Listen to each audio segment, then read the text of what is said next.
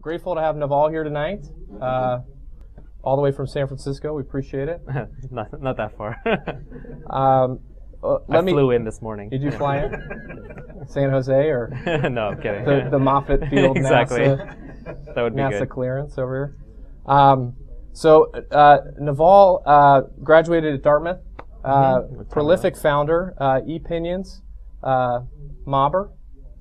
There's like Vast. There's a whole bunch I will not confess to. No, it's good. Those are good confessions, right? So, more recently, AngelList. Also a prolific angel investor. Companies like Stack Overflow, Foursquare, Xfire, Twitter. There are many, many more, and there's a great list online on AngelList you can go check out. But I thought we would start. We had a lot of great feedback from some of our people that attend monthly, and a lot of these guys have seen you speak before. Mm-hmm. So I had hoped, we could maybe do something a little bit different. First kind of hear about what your background is, before, kind of where you came from, how you got to, the right. Okay. This is the good startup grind share. This is like, okay. Tell us a little bit about your family. Where did you grow up? Yeah. Where did your parents work? Tell us a little bit about your personal background. Can everyone hear me? Is this working? Is that good? Spencer? Good. It's good? Okay. The funny thing is I don't really feel like I'm there yet. So maybe that's a disease. But I think once you feel like you're the underdog forever. So that doesn't go away. And I definitely feel like I'm the underdog. I mean, there's lots and lots of people in my community, in my peer group, that every time I go out with them, I feel like a complete loser. And that's what makes me get out of bed early in the morning. That's what keeps me up till late at night. And just once you have that piece in you, you're always going to have it. Where did it come from? I grew up half in India, half in New York. Sort of, classic rags to rags story. So I think that kind of builds in a certain drive in you. Went to Dartmouth, couldn't hack it in physics, so I did CS and econ for a bit. Got bitten by the startup bug, moved out to Silicon Valley, and this place is just magical. And if you're here and you're not doing startups, then what are you doing here? Yeah. It's sort of like you're going to Hollywood and you don't have a script in your back pocket, or if you're in New York and you're not in finance, you're always sort of a second-class citizen in those towns. And I realized that I just did not like working in large anything, organized anything, or large groups of people, large companies, large religions. None of that stuff works for me. I just like small. And I think when people are, free to make their own choices and live the way that they want to, that they have the highest outcome. Mm-hmm. So started doing companies, and some of them were successful, some of them were not. And even in the ones that were successful, I necessarily didn't even do that well because I didn't understand the whole venture fundraising game. And over time, there was a time when I was pretty embittered by the whole game, and I realized that there was a game theory to venture capital, and the VCs were very good at it, and the entrepreneurs were not so good at it. Now, this was back in the early 2000s, late 90s, when it was a lot less transparent than it is today. So I started co-authoring Venture Hacks with my partner, Nivi. And that was a good public service, a blog. We were educating entrepreneurs. And then just kind of hated how inefficient the whole system was, and so we tried to productize with AngelList. And so with AngelList, we're directly hacking on the private fundraising industry.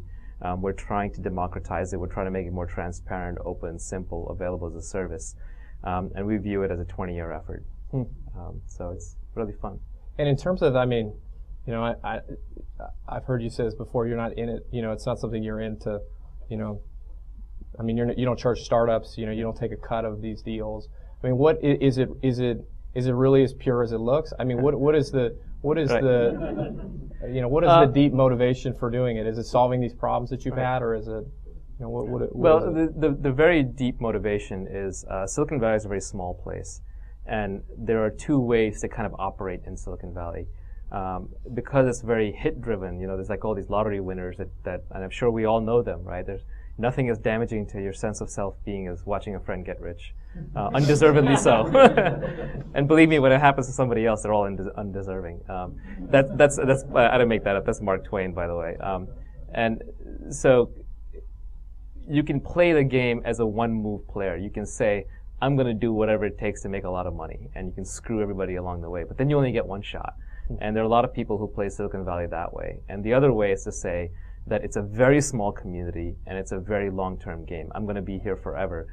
So given that, there is such a thing as karma. And like even today, I'm working with the same people that I worked with 5, 10, 15 years ago. I'm just working with the best ones out of that set. And they choose to work with me because I treated them well and because they treated me well. Yeah. And so it's very, very important to do good things for the community. And with AngelList, I've gotten to do something that I love and to scalably help the community. You can help people one coffee meeting at a time, but that does not scale. You can help people sort of, one advisory board at a time, but that doesn't scale. You can help them one investment at a time, it doesn't scale. And as entrepreneurs, we have to build products to solve problems so that we're not solving the same problem over and over. And so that's what I'm doing with AngelList. And if I make money out of it, that would be great. And I think there are obvious and many ways to do that down the line. Yep. But I model it very much after Craigslist. It's called AngelList because of Craigslist. And although I'm not Craig's, I couldn't call it Craigslist. And Naval's List doesn't sound right. I like it.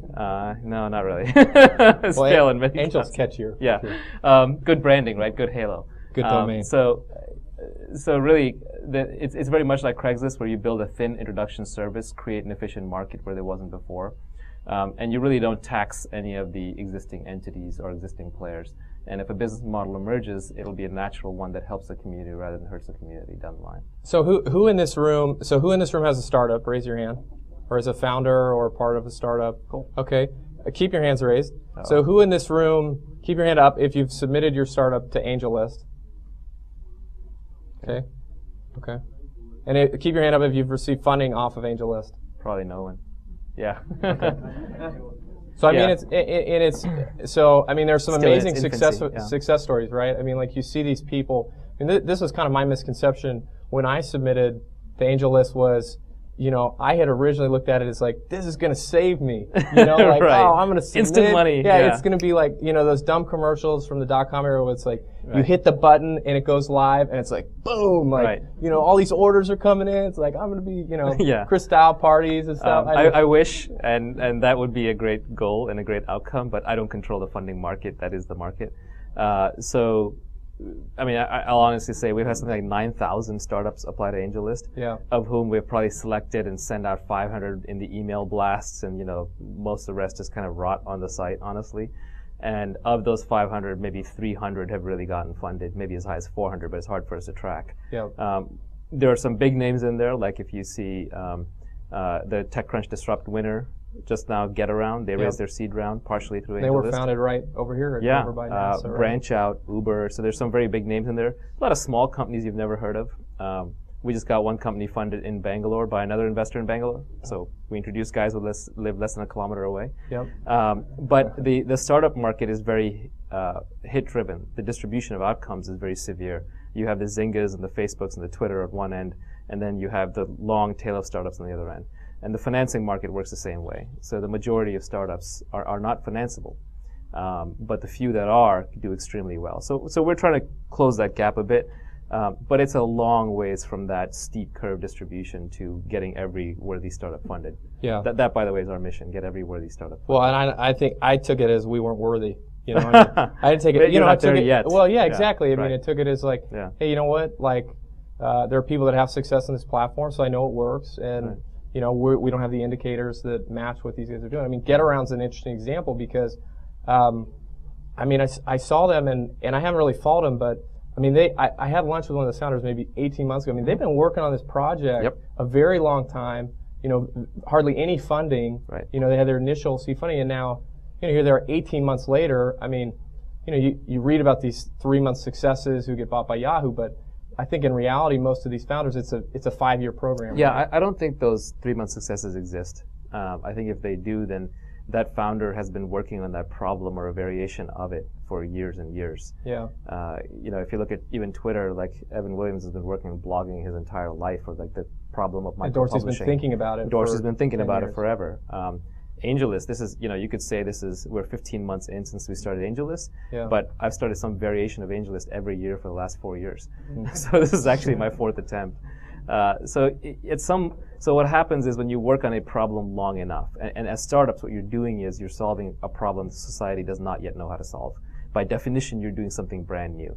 So other people don't know how to do it, and there are plenty of smart people out there. So the only way we're going to figure it out is by being really smart and really sticking to it for a long time. Yeah. And if you're not willing to do that, if you're looking for that lottery ticket outcome, it does happen. And Silicon Valley is the kind of place where people win the lottery 1 in 100 or 1 in 1,000 as opposed to 1 in 50 million the rest of the world. But that's still a very bad ratio. Bad odds, yeah, that's really bad odds. So you graduated from Dartmouth Computer Science, and then you founded ePinions in. Actually, I had 2 more companies. Yeah. So that. tell us what happened between 1995 and was it like 99? Is that when ePinions was founded, or 98? Yeah, 95 is when I graduated. I worked at Boston Consulting Group briefly. I hated that. Strategy consulting, doing slide decks, wearing suits, not for me. I actually quit during associate training. And then it took me 9 months to figure out how to move to Silicon Valley and get something here. I didn't have the luxury of kind of just not working. I had to support people and so on. So I was always kind of trying to do business on the side. Helped some friends start a company called Genoa, which optical amplifiers. They got funded. I was on the board. Then I helped some friends start Intrinsic Graphics. I was on the board there. That became Keyhole Systems, which got sold to Google. It's now Google Earth and Google Maps. And then after that, I started ePinions. And that was when I was 25, which today makes me actually relatively old compared to the YC founders for my first real startup where I was running it. But back then, I was considered young. You were young. Yeah. And talk to us a little bit about ePinions. I mean, there's a lot, there's a big story, lots of stories behind ePinions, and just tell us a little bit about, this feeling of, at what point with ePinions did you feel like, hey, you know what, we've maybe built something really awesome here? Was it in the first few months? Was it in the first year? Was it in the, No, I feel like every project I've ever done was a screw up on some level or another. Yep. And ePinions basically made every mistake in the book. Luckily, those actually really informed what I did with Vast. So I made a whole new set of mistakes there.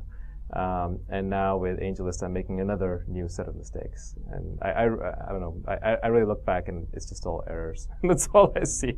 Maybe that's just the way I'm built, but all I see are errors. Well, I think with the AngelList homepage design, who's seen the new homepage design? AngelList new homepage design, anyone? Eric. Yeah, Eric pointed out to me.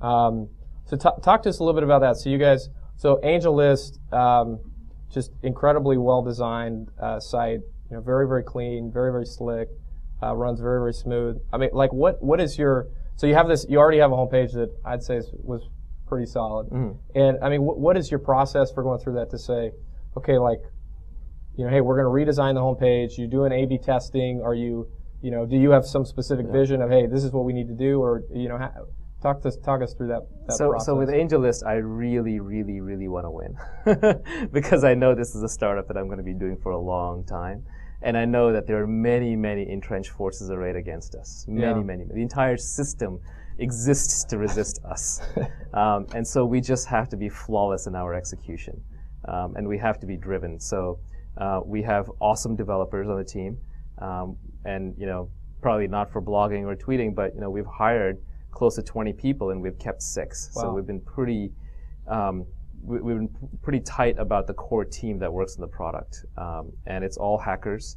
We're constantly throwing out code. We're probably throwing out 10 times as much as you see on the site. It's way over-featured. I hate the site. I think it's broken in so many ways, and we're just constantly revving everything. And every one of us tries to ship a major product every week, and then try and clean it up over the course of the following week. So we keep a very fast cadence. And if you can't keep up, you're out. And my gold standard is Quora. I look at Quora and the way they burst onto the scene, and they build such a great product that, a lot of companies, they come out, like you see Zynga come out, and it spawns 1,000 competitors. Because people look at it and they say, I can do that. Yeah. But people look at Quora and they're like, who are those guys? I can't do that. Right? That's sort of the initial reaction you have. That's the reaction I want people to have a little bit with the products that I build in the future. Which means that you just have to have an extremely high bar for yourself and for the people you work with. Yeah. And you just have to be maniacally driven. I am the #1 user on AngelList. If anything happens on the site and I don't know about it, that's a problem. That means I was goofing off. And I just have to, and I'm going to have to keep revving it. It still doesn't quite work as planned. Yeah. It's supposed to be a crowdsourced, crowd-curated community for getting startups funded. It's not supposed to be Naval sitting there and looking at every startup that goes by. Naval. Yeah, that doesn't scale. But there's all kinds of problems with how the current funding market works. It is as far removed from the public markets as you can imagine in their liquidity and efficiency and transparency. So moving from here to there is a 20-year slow process. Yeah. Which is, and so first you actually have to perfectly emulate the model of how it works today, and then you have to sort of improve it piece by piece by piece. Yeah. And so how do you restrict? I mean, you've clearly got this huge vision for it. I mean, how are you able to say, okay, this is my grand vision of AngelList, you know, but if I'm going to start, you know, because originally, I mean, there's very little you can do. I mean, I just saw the new user profiles, which are very robust and have, you know, all these statistics and, you know, but it wasn't like that even 3 months ago, right? So how do you have the self-discipline to say, you know, I'm not going to have feature creep, you know, we're going to just, you know, I mean, the site, you say the site has too many features, you know, I think most people that use it would say, it's like got the perfect set of features, or it's got enough features, you know. So, I mean, how do you balance those two things? It's really hard. We do cut features out, probably not fast or hard enough. We're constantly redoing them. That's just a taste thing. I still think we have too many. You know, like Eric sitting there has a good eye for sort of minimalist features, I think. Yeah. And I took some inspiration from him, and he took some inspiration from me. And if you look at the really well-designed core products like a Twitter or something, you know, they're very clean, very simple products. So I think you have to err on the side of simplicity, because most people's natural inclination is to add too many things, and it confuses the end user. So I'll know when AngelList is done when when I've stripped away every feature and it still works. Yeah. And we're not there yet. It's a taste thing. You know, there's no single answer. I think product market fits are extremely precise. And I think we were tweeting back and forth about this, or I was with someone the other day. I want to talk to you about and what I meant by that is that if you look at a company that has product market fit, a small company, and it gets some traction, and then some big company chases it, like Facebook chasing Foursquare, or chasing Twitter, or Google chasing any number of companies, or Microsoft chasing the entire tech industry, right? They never catch up. And they never catch up because these product market fits are so precise. Yeah. The way the product slides into the market, it's like a key fitting into a lock. And there's no, so it's like you walk up and here's a lock that no one in the world has ever been able to open. And you need to design a key to open it. And you can sit down with your soapstone, you're never going to come up with the right key. You're going to have to build something. Try it. You know, if little tumbler clicks, that didn't work. Okay, let's try this. Oh, we got past the first tumbler. So it is a constant process of iteration and trial and error. I don't believe you can get there in one pass or two or even 5 or 10. You just have to keep grinding at it. Yeah, so the quote that you had was, the lesson of history is that true product market fits are very precise. And so talk about how does that mentality work with where you have industries that have 2 or 3 winners? I know I heard Reid Hoffman at Startup School last year say, hey, the top guy gets, you know, the huge piece of the pie, right? But so, I mean, do you say, hey, look, in most industries, the top one is the only one that's going to really succeed or make money or, you know, break through, or, you know, there are industries like Groupon and Living Social or, you know, Foursquare, you know, Gowalla has not really kept up the growth, but yeah, there's generally a couple of players, and the Zynga played them, you know. It's hard to say in advance, but generally products have atomic components and they have bit components. You know, to summarize at the highest level, there's matter and there's energy, so to speak. And the greater the bit content of an industry or a product, the more likely it's going to have a network effect, the more likely it's coalesced into a single winner. Yeah. And then there will be a very steep drop-off in value that accrues to the second place person, the third place, and the fourth place. And because of the industry we're in, Silicon Valley technology, most of it is bits. And the little bit that's atoms is being smashed into bits too. So these are completely winner-take-all businesses. And so if you're number one, like LinkedIn, you're worth $9 billion. I can't even name the number two. There's not a number two in that space. Yeah. I can't even name them, right? Like Facebook is number one in their space. Who's number two? There used to be a series of number twos, but they've gone to zero. Yeah. Right? They've essentially all gone to zero. Tagged is around. But they're small. But they're essentially small. All pivoting, trying to find micro niches that they can dominate. Yeah. So because of that, now we're seeing social networks crop up around doctors and lawyers and so on, because if you can aggregate all the doctors in the world, that's worth, that too. That's worth a lot. So you can see, you really want to be number one at whatever you're doing in the tech business. And to be number one means you've got to be really passionate and really knowledgeable about that topic. So you just have to be willing to stick with it longer than everybody else. Yeah. So let me take a couple more of your tweets here that you've had in the last few weeks and talk to us about. Tell us, give us a little more insight in money follows execution, not precedes it. Yeah. So one of the things that I've noticed both with AngelList and generally in fundraising is that a lot of people will come in and pitch a vision. And that never works, especially in this day and age. There's so much leverage in the system that you have hackers at Y Combinator or Techstars or on Startup Bus in the 48-hour journey, and they're creating entire products. So those people can execute so quickly that if you're going out and you're pitching vision, you're immediately selecting yourself into a bucket saying, I can't execute. Yeah. So at the very minimum level, you want to build a product before you even go and try and raise money. And the bar has gotten successfully higher. One of the things that angels complained to me for a while that, hey, this quality of startups and angels is getting lower. And that actually wasn't true. What's going on is that the market as a whole is raising the bar. A year ago, you could have raised money for a social networking startup or for a Groupon clone. Yeah. Today, you have to have massive traction. 6 months ago, you could have raised money for an iPhone app with 1,000 downloads. Now it needs to have 20,000, 30,000 plus. And that's because everyone who's executing is showing that you can get to a certain level pre-financing. It's moving the bar for the entire market. Yeah. So you're always better off executing until fundraising becomes easy. If you're fundraising while fundraising is hard, that means your execution is not far along. Well, this is the interesting thing because this has evolved very, very quickly in the last 2 years, right? And even before that. So it used to be .com. Mark Suster talks about pitching a business plan and them raising $2 million to build this product, right? Okay. Yeah, my first round for ePinions was $8 million with slideware. Hadn't written a single line of code. And how many guys? Huge. 5 of us. 5 members. Yeah. And then it felt to me like, please correct me if I'm wrong. But by the way, it took us $4 million to build a product.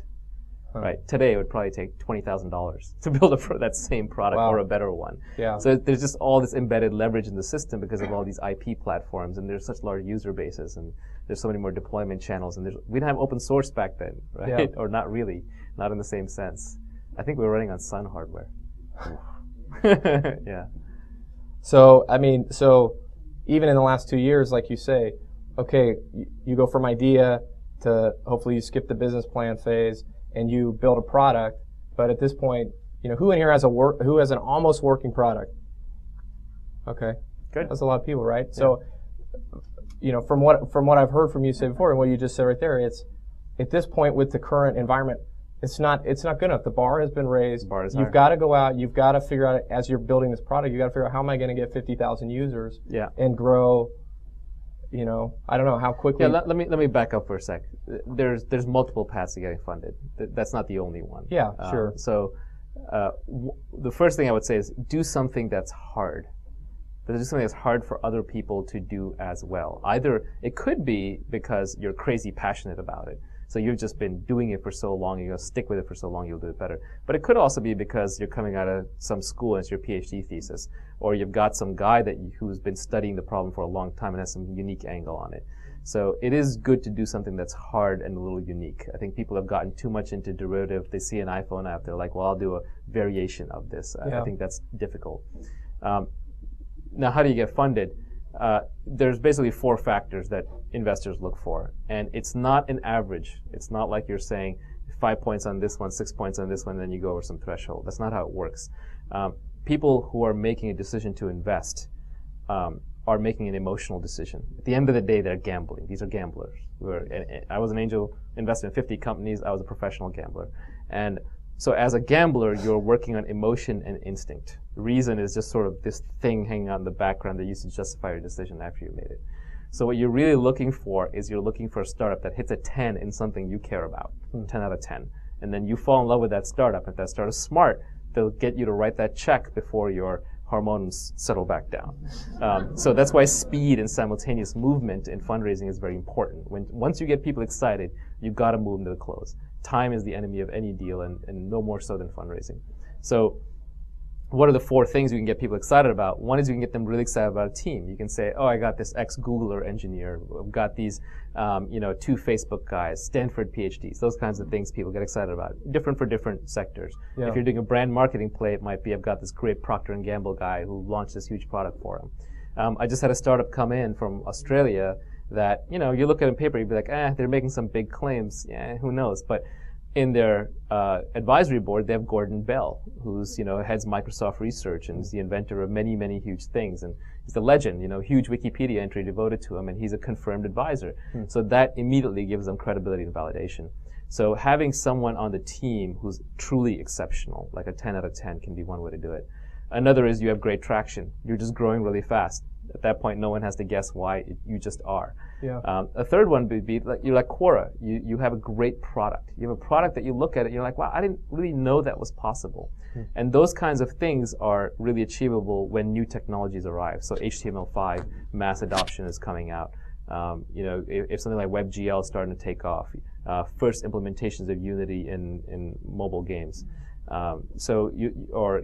People building Connect clones out of CCDs, off-the-shelf CCDs. So when new technologies are emerging and you jump on those and you're good at those and use those before anybody else, it can create a step function in the product, and investors can really like that. And the last is social proof, where you can sort of get people associated with your company. And people talk about social proof like it's a silver bullet. I think it's actually the hardest thing, because social proof comes out of the other three. It's not that social proof comes on its own and then the other three follow. Here's another one. The way to live in the moment is via total honesty, syncs your internal and external monologue. Where did this come from? Oh yeah. This is deep. This is like deep thoughts. Yeah. So after midnight on Twitter, I turned into Mr. Hyde. Strange things happen. I lose a lot of Twitter followers after midnight. That one just came out of, I think I was reading James Altucher, who's a prolific blogger in New York, former entrepreneur, hedge fund manager. And he has a lot of stuff on happiness. And one of the problems with being a driven entrepreneur type is you're always living somewhere else than where you actually are. So you're here in the moment and you're planning for the future, or you're regretting something in the past, or you're analyzing something in the past. And so it means that even though around you have all the so-called means to be happy and in the moment, you never actually are. Yeah. So I have friends of mine who are very successful, but they're also very much in the moment. And one of them who's almost a Sufi, if you know the Persian Sufis, he basically told me that, and I thought it was very smart, where he said, well, if you're completely honest with anyone and everyone around you in the moment, exactly what you're feeling, you don't hold anything back, then you no longer have an internal monologue. And we all have that internal monologue, and that's what kind of drops us out of sync with what's going on in the rest of the world. Because you're thinking one set of things and you're saying a different set. And if you're completely honest, which is not really possible for most socially adept human beings, and you line the two of them up, then you can actually live in the moment and still kind of think about and say and do the things that you want to do. I mean, so you deal with like these very, very top entrepreneurs, Dens or these guys from Uber. I mean, what do these guys do to maintain balance? Do they have any sort of work-life balance? Do they? I mean, what do you see? We all this stuff from Disrupt this week is like, SV Angel does this whole survey, and their founders are like, 19 to 25, and all they do is work, and so like, I mean, like what? Yeah, it's hard to say. What do you see? I don't have work-life balance myself, so you're asking the wrong guy. My idea of a vacation is like 2 hours. It's not like I can't even go on vacation for a day. Yeah, and I refuse to travel anywhere without Wi-Fi. So it just limits my options in the world. But that's just the mode I'm in. I'm not saying it's healthy. I'm not saying it's normal. I'm not recommending it by any means, but that's just where I am. So are those the only people you find? No, but I would say the thing about work-life balance is, so what is work? If you step back for a moment, I have a very precise definition of work. And to me, work is the set of things that I have to do that I do not want to do. So in that sense, I barely work. I work maybe an hour a day. And that's to fulfill social and corporate and obligations and commitments that I made. But if I don't want to do something, I don't do it. So if I'm working on my product, what I'm really doing is I'm fooling around with my product. I'm creating something that I really enjoy, and I'm doing something I enjoy. A lot of times you will fall into a mode where other people are taking your time or creating obligations around you. Bless you. And you'll know it's not great because you'll feel it in your gut. You'll be like, I kind of don't want to do that. Well, that's work. And that's what you don't want to do. So I'd say if you look at these super hardworking entrepreneurs, they're not working. That's the joke. They're actually, to them, it's the same level of effort as it might be for somebody else playing ping pong or a video game or watching TV or going to a movie, because that's what they enjoy doing. And so in terms of your time, like how much time would you say on a percentage basis, how much time do you spend on AngelList versus meeting with new startups versus helping the startups that you've already funded? I fold them in all together. So AngelList is the productization of how I can help and work with startups. And so if I have to help startups on a manual basis, then I'll try and figure out the AngelList product version. So very often companies will ask me for press contacts, so I built a press page on AngelList for startups once they get past a certain point, and now I just send them that page. Like, here you go, here it is, productized. Or they'll ask me for contacts, they'll say, I'm not raising money, I need advice. I'm like, fine, so I'm building an advisory list on AngelList. Or they'll say, I need someone who's operational experience. Okay, well, here are the operators I'm building on AngelList. I need to hire engineers, you can guess what I'm doing there, right? So it kind of, it's okay to do something manually once, twice, 3 times, 5 times. But if you're doing it manually for the 50th time, then you don't understand what Silicon Valley is all about. Yeah. Right? This place is all about writing code, building product, creating intellectual property so that you don't have to repeat your work. By the way, that's why I hate in-person meetings, because 9 times out of 10, they're for things that can be done far more efficiently in an automated way. So no one asked Naval. No, it's okay. I mean, that's fine. No, I think it's good. I mean, you know, David Cowan was here last month, and he talked about that exact thing. It's like, if I spent all my time meeting, I couldn't get anything done. But he said, what do you consider meeting? Is it a tweet reply? Is it a quick email? Is it me trying out your product, you know, in an airport? And, you know, that to me, that's a meeting. You know, if he tries out my product, hey, we just met for 10 minutes and I couldn't explain it, but hopefully he got it, or my product probably sucks. Right. So, it's an opportunity cost. There are 20 to 40 startups coming in every day on AngelList. I got to read all their business plans. I can give feedback to a lot of them. I can probably get 1 or 2 of them funded that day. And so if I take time out for 3 1-hour meetings, 3 1-hour coffee meetings, or running around, that's it. I didn't get to help those startups that day. So those are end startups that didn't get help because I chose to take these meetings. So you just have to look at the opportunity cost of your time. Okay, last one here. The greatest tech companies, Google, Facebook, Twitter, Apple, don't partner. Coincidence, question mark. Yeah. There's a lot of lessons that I learned over the years about how to build a company, and they were all through mistakes, because before you make your own mistakes, you listen to all kinds of advice, you go to these events, people give you advice in one ear, out the other, right? But what happens is, when you make your own mistakes, then their words ring true. Then you have the facts, and the theory is the hook on which you can hang your facts. And then over time, you can build up this repertoire of experiences. So there's just a whole bunch of things like that I've learned. And one of those is, don't do partnerships. It's just that simple. You should always resist, fight, struggle, push back against doing partnerships. And I know that is so counter to everything you learn going to business school or talking to people or whatever. So what does the biz dev guy do? Code? I don't know. The problem with partnerships is that startups are trying to do something brand new, and it's incredibly hard. And so they have to be focused like a laser, like an arrow. I don't know, use whatever analogy you want. But they have to be insanely focused on getting their product out there and making it successful. And building a great product these days is so hard that if you suddenly have to deal with a partner, and the partnerships always start the same way. It's always like, well, don't worry, we just want to use the product the way you have it. There's no difference needed. It will just suck up your management time. It'll suck up your execution time. And the partnerships never work out the way it's planned. If you take 2 companies, you know, this one has a user base of 5 million people, and this one has a user base of 3 million people, and they're all kind of the same people, same demographics, and you match them together, the Venn diagram overlap will be like 20 people are actually interested in each other's product, because they came to those companies for a very specific reason with a very specific mindset, in a very specific way. So user bases and customer bases rarely translate.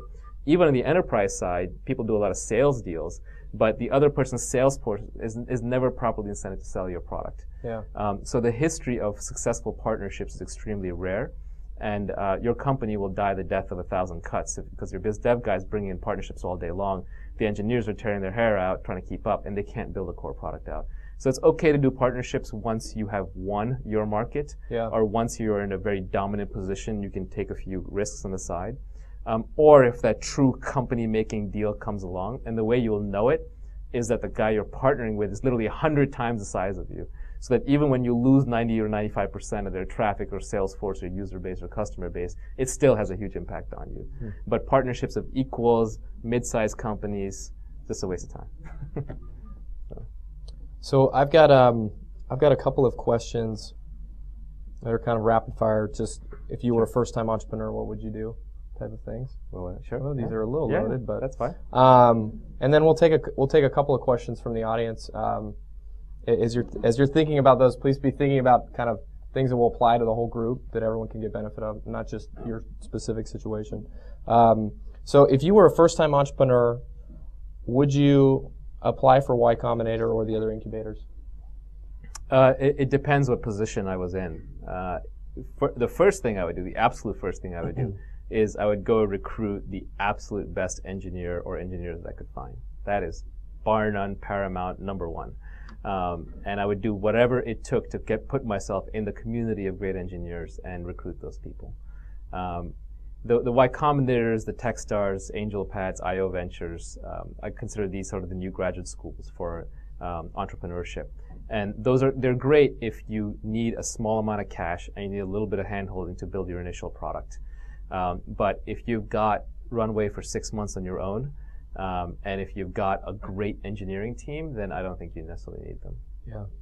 What about events like Disrupt or Launch? I mean, is that something that you? I have my own feelings about. I've never where companies actually launched a company at any of those. Yeah.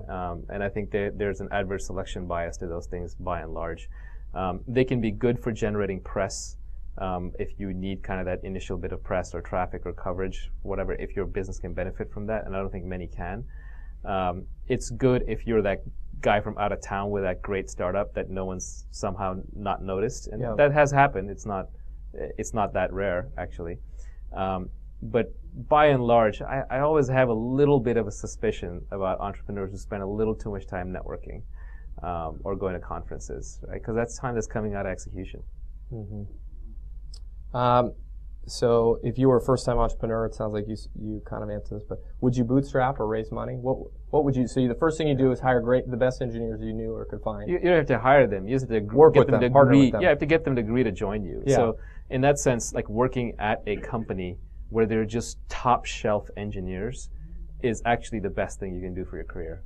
In fact, what you want to do is you want to find that complete loser company that is a year away from imploding and going out of business. So you're not really going to Twitter or Facebook. If you want to make money, go to Twitter or Facebook or LinkedIn or whatever by all means. But if you're trying to be truly an entrepreneur, go to that completely loser company that you know is not going to make it. But what they did was they picked a project that was incredibly ambitious. Like they're like, we're going to make Linux run in JavaScript, whatever. And so it's the kind of thing that's going to attract all the great engineers because they're like, that's a hard problem. Man, I really want to solve that cool problem, right? Or they're building like, I don't know, Nintendo emulators and Casio wristwatches, or they're writing, natural language compilers. Have you seen that pitch? No, I'm just making stuff up. But you basically want to go where all the irrationally smart rocket scientists are going to end up. And so you go there for a year. You know the company's going to implode anyway, and you are going to come out with the 2 or 3 best people and start a company. That would be my hack. That's a great idea. I didn't do it.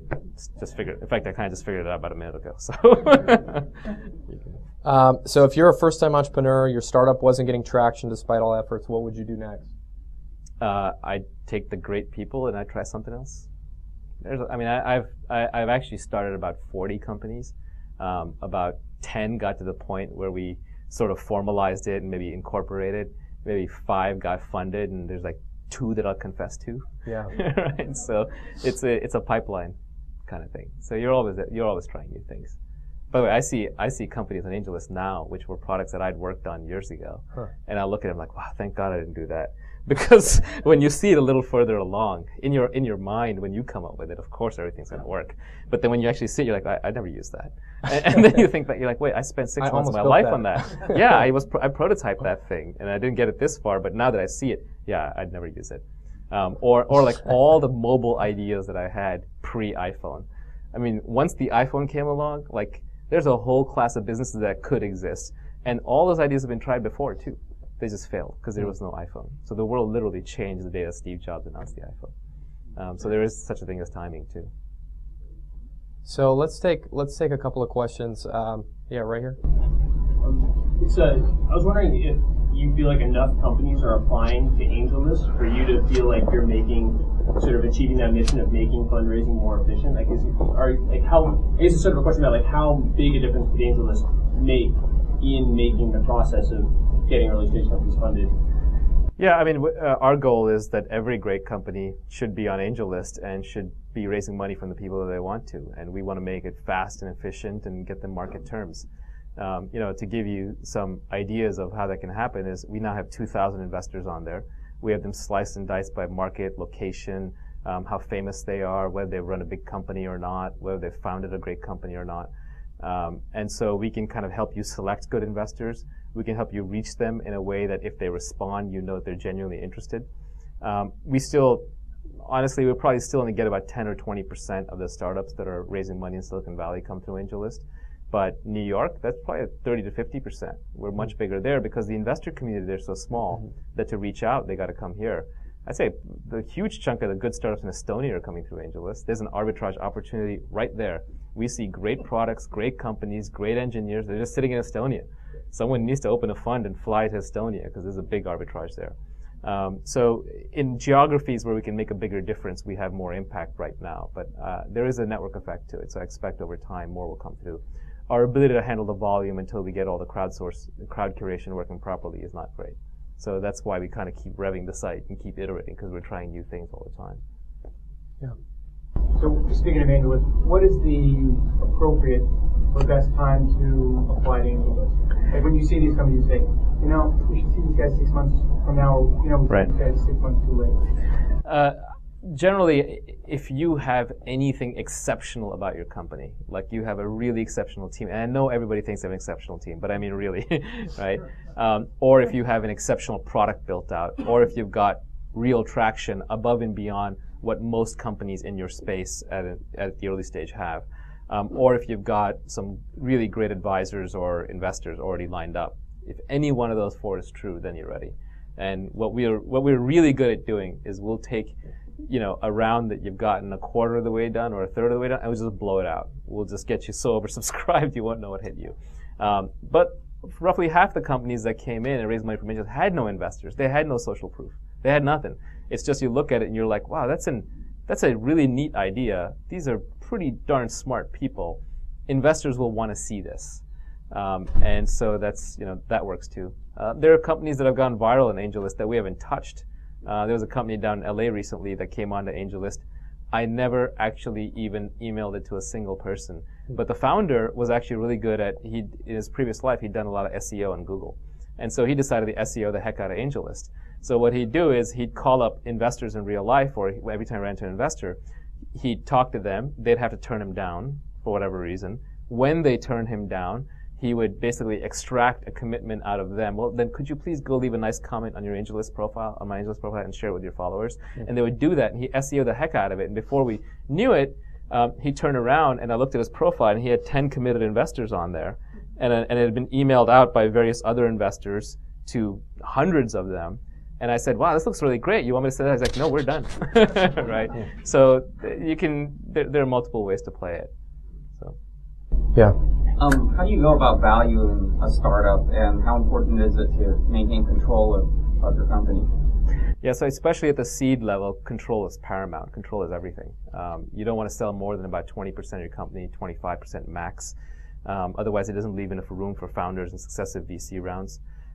And you definitely should keep control. The standard these days for a seed round is Series Seed or convertible note, both of which are extremely founder-friendly. Valuation is a completely black art. It has nothing to do with anything except comparables and supply and demand.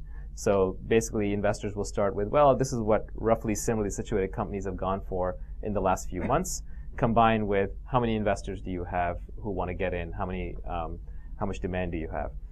One of the things that we are building in AngelList now is a giant database of private company financings. I would probably bet you we have the single largest one on the planet right now for seed stage tech companies.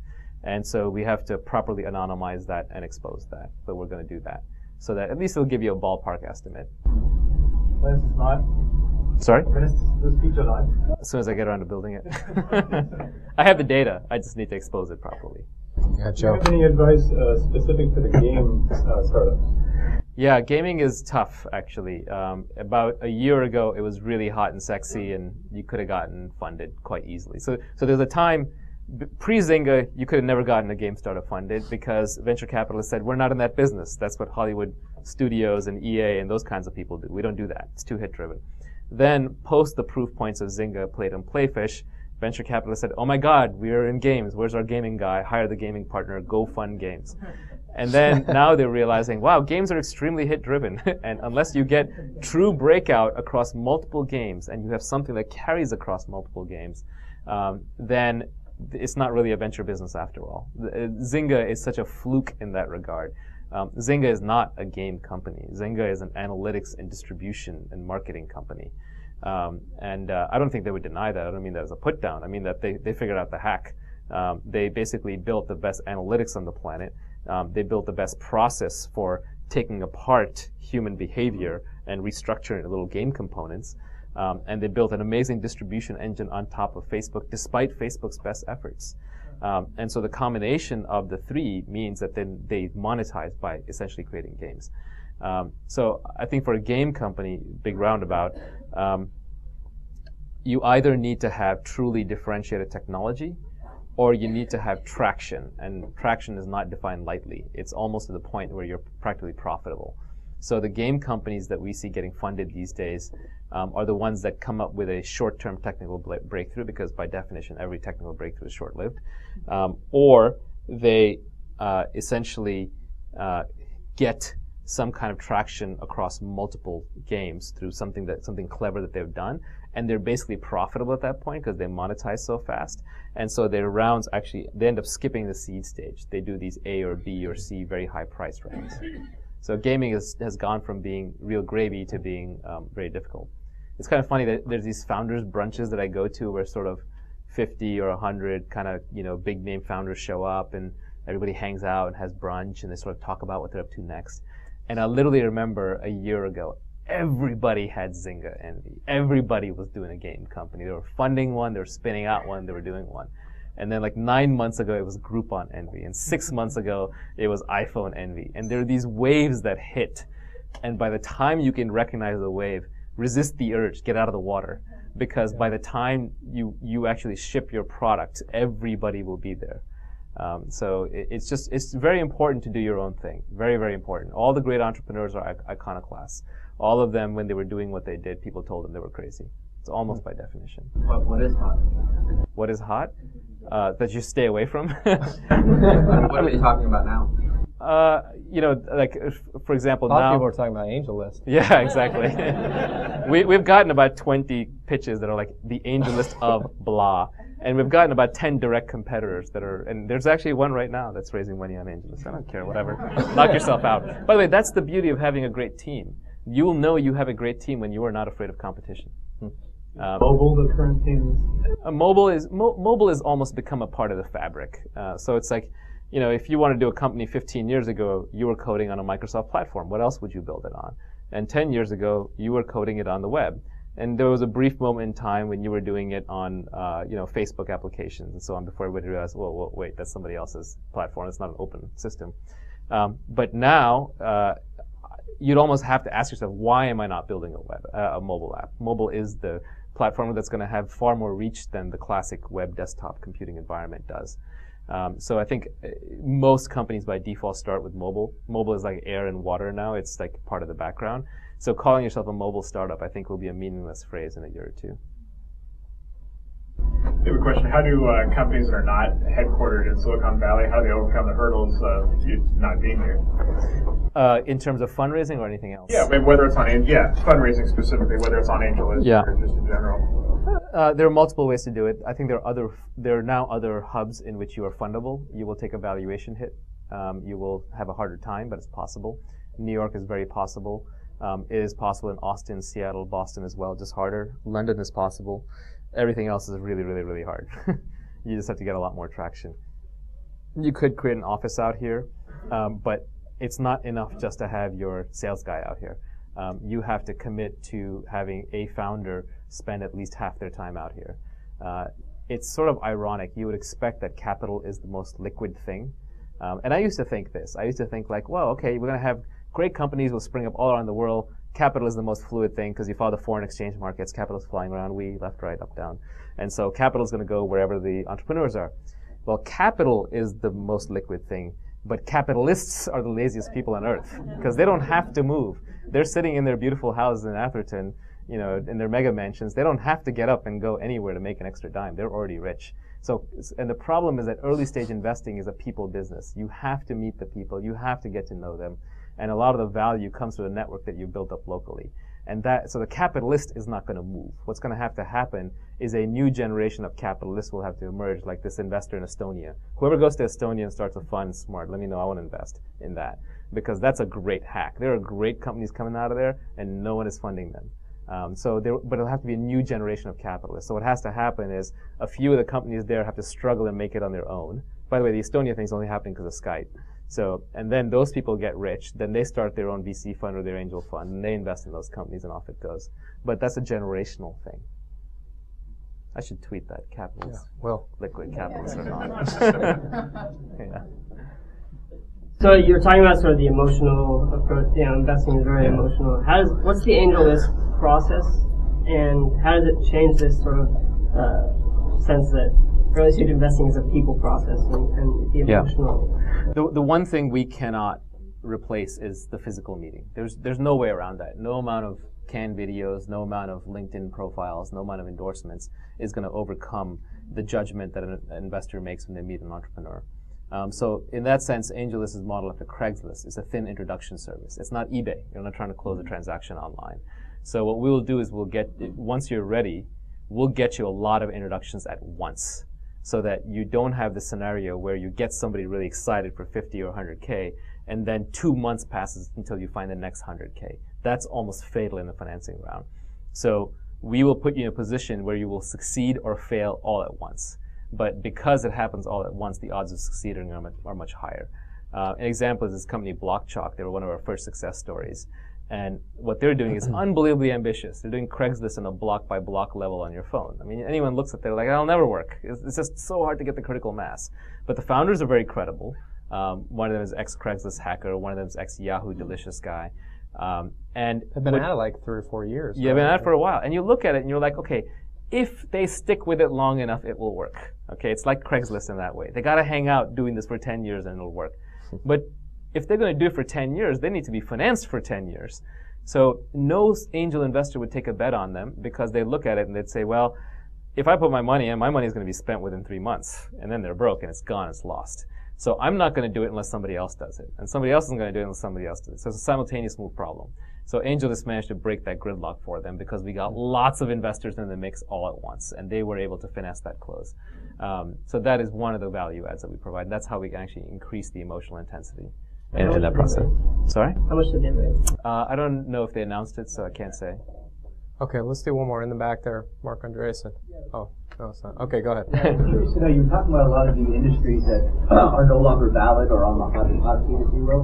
What are some of the up and coming, if you don't mind me asking? Yeah, if I could name it, then it would be worthless. Like if I knew, then you shouldn't do it. It's literally that simple. So the pattern that I find that's interesting is companies that are doing things that are really hard. So I think part of the reason why GetAround won TechCrunch is because they're doing something that's really hard. They got to figure out how to insure your car people are lending GetAround. People are lending their cars out to each other. Like I'd swap my car with someone here, and then they'd crash it. It's insane, right? Yeah, it's crazy. So you need to build a hardware box to handle the lock key unlocking. You need to write mobile phone software to do it. You need to basically have a reputation system. You need to hack the insurance system. It's really hard. And so that makes it relatively unique, although we're in a frothy environment, so they already have 2 clones. But, and they have one in Paris, and they have one anyway. But so imagine if they have 5 clones. Imagine how many clones your mobile social networking site's going to have, right? Do something hard is what I would say, and something that you care about. Okay, let's give Naval a big round of applause. A rocky round.